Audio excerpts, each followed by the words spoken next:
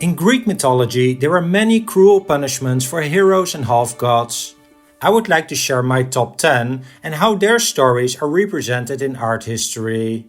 First up is Marsyas, a satyr who was very skilled in playing the aulos, a double reed wind instrument. He would become so good in playing this instrument that he challenged the god of music Apollo to join him in a contest. The Muses judged their contest and both were doing awesome. Then Apollo suggested that they should play the instrument upside down, which won him the contest. And for challenging the god, Apollo flayed Marsyas alive, hanging his skin on a tree, a severe warning to never challenge the gods again. Atlas was one of the strongest titans, and when the titans were fighting the Olympic gods, he naturally chose the side of his fellow titans. After the defeat, he was singled out for a unique punishment. He had to carry the celestial spheres on his shoulders for eternity, such that the sky and earth would not collide. That lasted already for a few thousand years when Heracles visited him, and he almost tricked Heracles into taking over his role. But Heracles asked him to hold the sky for a few more minutes such that he could adjust his cloak to serve as padding on his shoulders. And then Heracles ran away, leaving Atlas there forever. Actaeon was a hunter who got in trouble with the goddess of the hunt Artemis. There are two unique explanations for his punishment. One is that he encountered Artemis naked while she was bathing. The other is that he was bragging to be a better hunter than her. In any case, Artemis transformed him into a stag and had him hunted and killed by his own dogs who did not recognize their master. Sisyphus was the king of a Greek city, and he really was a cruel monster who enjoyed killing people for fun. He especially offered travelers his hospitality, only to kill them once they stayed with him, and that went even too far for the god of gods Zeus. For his evil behavior, he was punished for eternity by having to push or carry a large boulder up on a hill, only for it to roll all the way back down when he almost reached the top, such that he had to start all over again. It's the perfect example of fruitless labor. As the son of Zeus, Tantalus was invited to a dinner at Mount Olympus with the gods and their guests. But Tantalus behaved very annoyingly there. He not only tried to trick them into eating his own son, but he also stole nectar and ambrosia, and he revealed several of the secrets of the gods after he came back to his people.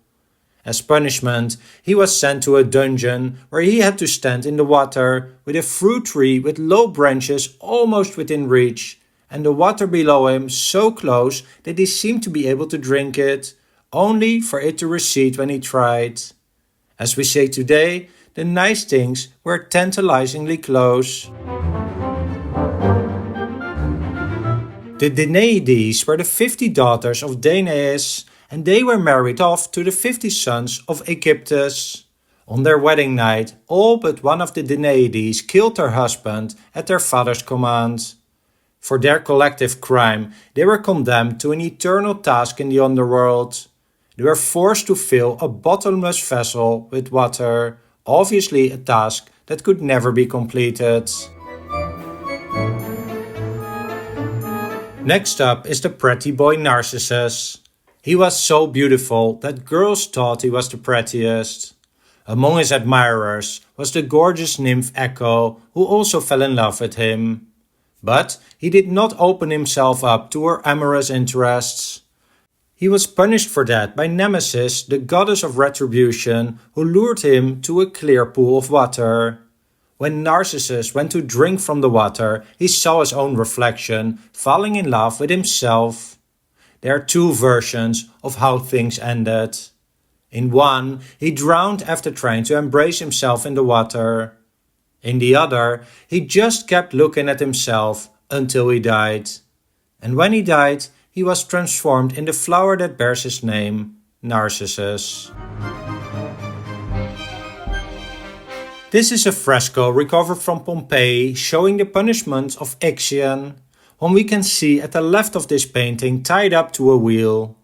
Ixion was a Greek king and the son of the god of war Ares. He had already committed a brutal murder on Earth, but it went really wrong when he started to pursue the wife of Zeus, Hera. Arrogant as Ixion was, Zeus tricked him and he received a brutal punishment. He was bound to a winged, fiery spinning wheel that revolved endlessly. Of all the ancient Greek people and punishments discussed here, it seems to me that Prometheus is the one that has been most popular among artists. And to me, he probably received the worst punishment of all. He was tied to a rock, and every day an eagle would come to visit him to eat his liver, which was at that time believed to be the center of human emotions. But, as he was immortal, in the next 24 hours the liver would grow back, and the eagle would feast on it all over again.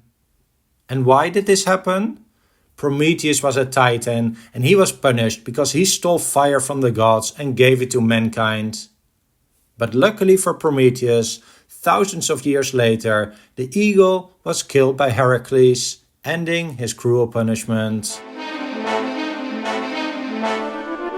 One punishment very much in line with Prometheus is the one of Tityus, also known as Tityus. He was a child of Zeus and one of Zeus's lovers, Elara, who was hidden by Zeus deep beneath the earth when she was pregnant. Tityus broke his mother's womb, and when he grew up, he tried to rape Leto, the mother of Artemis and Apollo. These two gods would punish Tityus by stretching him out in the depths of Tartarus, where two vultures would feed on his liver, which would grow back every night. This is my selection of the 10 worst punishments in Greek and Roman mythology, but I'm curious to hear which ones you feel are missing from this list. And also to know what you think the most cruel punishment is on this list. I had to make a selection of punishments, so I didn't include some of them because I thought they did not fit the list, or because these stories were mostly ignored by artists over time. For example, Odysseus got a 10-year punishment after the Trojan War, after which he went to all sorts of challenges before he eventually could get home. Or Arachne, who was turned into a spider by Athena. And the beautiful Medusa, whose hair was turned into snakes. Well, feel free to leave your most cruel punishment in the comments down below. And if you enjoyed this video, don't forget to like this video and subscribe to this channel. Thanks for watching.